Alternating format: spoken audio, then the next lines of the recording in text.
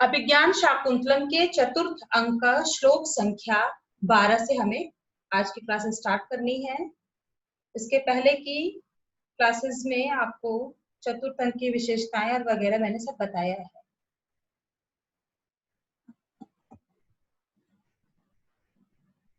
12वां श्लोक देखिए। उद्गलित दर्भ कवला मृग्यः परित्यक्त नर्तना मयूरः अपसृत पांडुपत्रा मुंचन्त्य श्रोणीव लता।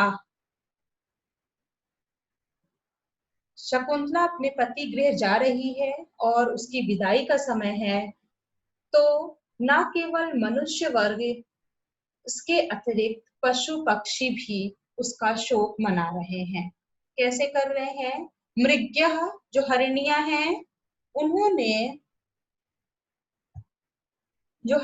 हैं, उन्होंने उद्गलित दर्भ कवला अपने कुश के ग्रास उगल दिए हैं। यानी जो हिरन होता है उसको कुशा बहुत पसंद होता है, तो उस हरिणियों ने कुश के ग्रास अपने उगल दिए हैं।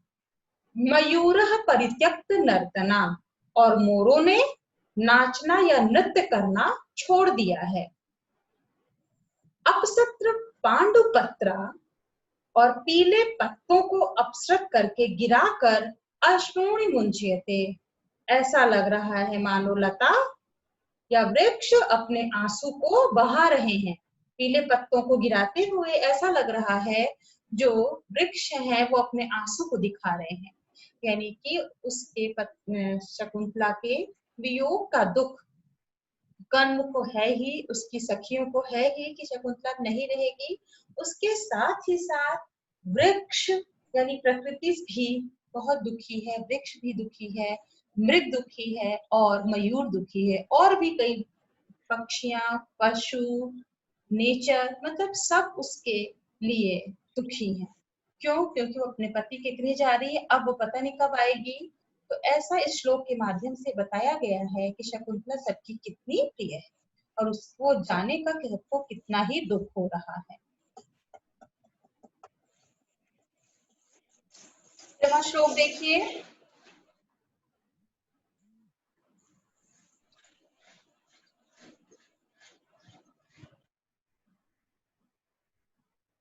संकल्पितम प्रथमेव मया तवार्थे भरताः आत्मसदृशं सुकृते गता त्वयम् चूतेन संश्रितवती नवमालिकेय अस्या अहं त्वयि च संप्रतिवीत चिन्त्यः।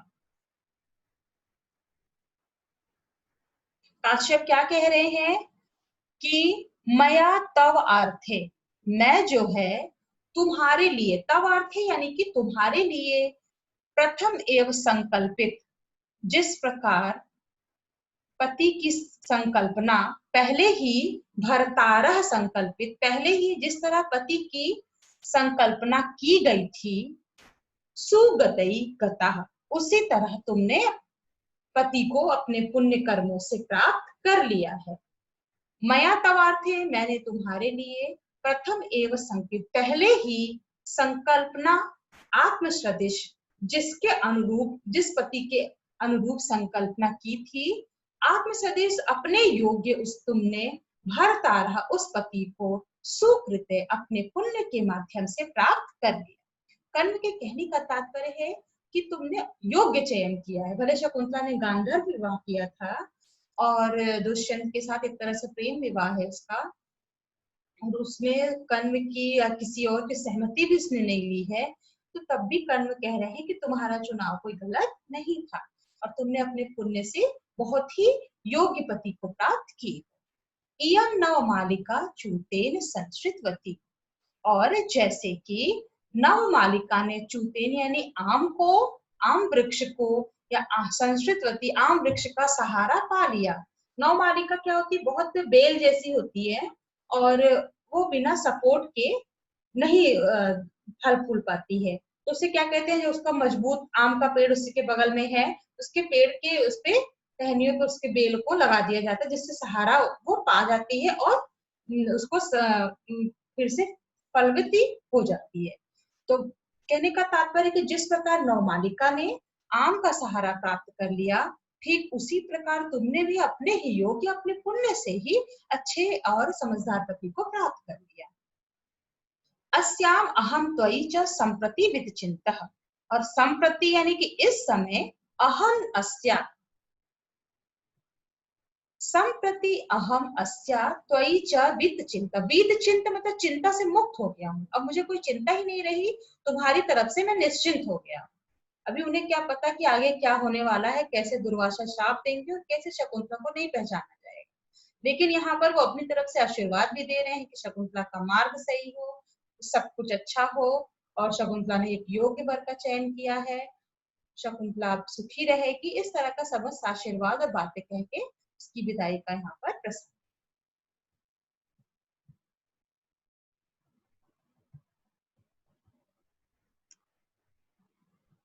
हाँ, 14वां देखिए, ये भी काश्यप ही कह रहे हैं, क्या कह रहे हैं कि शकुंतला ने एक हिरण को, जिसके मुंह में छोटा हिरण का बच्चा था, उसके मुंह में चोट लगी थी, मतलब कुश, क्योंकि कुशा जो होता है उसके आगे की भाग बड़ी नुकीली होती है, तो उससे उसका मुंह जो है बंद गया था, बिध गया था, बिल्कुल खून खून हो गया था। तो उसने जो है, शकुंतला ने बड़े प्यार से उसमें इंगुदी का तेल लगाया, उसको जो है अपने हाथों से शामक यानी चावल खिला खिलाकर उसे बड़ा किया। तो वो जो है शकुंतला का वस्त्र पकड़ रहा है, खींच रहा है, और उसे जाने नहीं देना चाह रहा है, उसे दुख हो रहा है कि शकुंतला के पति देव जा रही है। तो यस्य त्वया व्रण विरोपण इंगुदीनाम तैलम न्यषिच्यत मुखे कुशुक सूचि विद्धि श्यामा मुष्टि परिवर्धितो जहाति सो अयम न पुत्र कृतकः पदवी मृगस्ते। यस्य, यह जो कुश सूची भी थे, कुशों के अग्रभाग से, तीखे अग्रभाग से कटे हुए मुखे, मुख से तुमने, कया तुमने व्रण विरोपण घाव भरने वाले इंगुदीनाम तेल न्यसिंचत, इंगुदी का तेल लगाया था। स अथ श्यामा मुष्टि परिवर्धित, मुट्ठी भर श्यामा के चावल, श्यामा चावल को, जो जंगली चावल जिसको बोलते हैं, जंगली धान, उससे जो चावल निकलता है उसको श्यामा चावल कहते हैं। तो श्यामा चावल को मुट्ठी से खिला खिलाकर परिवर्धित, पाल पोस कर जिसे बड़ा किया, मृग ते पदवी न जहाती, वह मृग तुम्हारे रास्ते को नहीं छोड़ रहा है, यानी तुम्हारे रास्ते में पड़ गया है। उसे भी बहुत दुख है कि शकुंतला अपने पति के घर जा रही है। कश्यप फिर कहते हैं कि शकुंतला बहुत रो रही है और उसके लगातार आंसू गिर रहे हैं, तो मना कर रहे हैं कि अगर तुम ऐसी रोती रहे तो तुम्हारे आंखों से कुछ देख नहीं पाओगी और तुम्हारे मार्ग सीधे नहीं पड़ेंगे। क्या कहते हैं? उत्पक्ष्मणो नयनोर उपरुद्ध वृत्तिम वाष्पम कुरु स्थिरतया विहाव अनुबंधम अस्मिन् लक्षित नतोन्नत भूमि भागे मार्गे पदानि खलु ते विषमी भवन्ति। उत्पक्ष्मणो यानी कि उन्नत उठे हुए नयन, बरौनियों वाले आंख, जिसकी आंखें कैसी हो, उसकी जो आईब्रो हो वो कैसी है, उठी हुई हो, कड़ी कड़ी सी, बड़ी बड़ी सी। तो उत्पक्ष उन्नत बरौनियों वाली नयनियों आंखों में उपलब्ध वृत्ति, प्रवाह को अवरुद्ध करने वाले वाष्पम आंसू को स्थिरतया धैर्य पूर्वक रोक लो, विरत अनुबंधम करो, इसे धैर्य पूर्वक रोक लो। खलु निश्चय ही, ऐसा नहीं करोगी तो क्या होगा? अलक्षित, नहीं देखने के कारण, उन्नत भूमि भागे, ऊंचे नीचे, नतोन्नत, उन्नत नतोन्नत, नत है और उन्नत है, ऊंची नीची भूमि वाले मार्ग में, अस्मिन मार्गे ते पदानि विस्मय भवते, तुम्हारे पैर सीधे नहीं पड़ रहे हैं। जब उसके आंखों में आंसू भरा हुआ है, वो दुख में है, उसे कुछ दिख थोड़ी रहा है। जब वो चल रही है तो चूंकि जमीन, अब सड़क तो बनी नहीं जैसे अच्छी सी सड़क होती है, वो तो जमीन तो ऐसी रहेगी, कुछ ऊपर कुछ नीचे, कहीं पत्थर होंगे कहीं सामान्य होगा, तो ऊपर नीचे जो भूमि है उस न देखने के कारण उसके पैर सीधे नहीं पड़े, मतलब लड़खड़ासी रही है। तो इसका वो वर्णन कर रहे हैं कि शकुंतला, तुम अपने जो आंखों से तुम्हारी जो आंसू निकल रहे हैं, इसे तुम रोको, कोई जरूरत नहीं इसे बहाने की, क्योंकि तुम्हें दिक्कत हो रही है, तुम चल नहीं पा रही है, तुम्हें कुछ नहीं दिखाई दे रहा है। तो उनका अपना प्रेम है शकुंतला के प्रति, वो शकुंतला को चाह रहे हैं कि वो आंसू बहा के भी न ससुराल जाए और खुशी खुशी बिताए। अब अनुसुईया क्या कह रही है कि एषापि प्रियेण बिना गमयति रजनीम विषाद दीर्घतराम गुरुवपि विरह दुखम आशा बंध साहयति।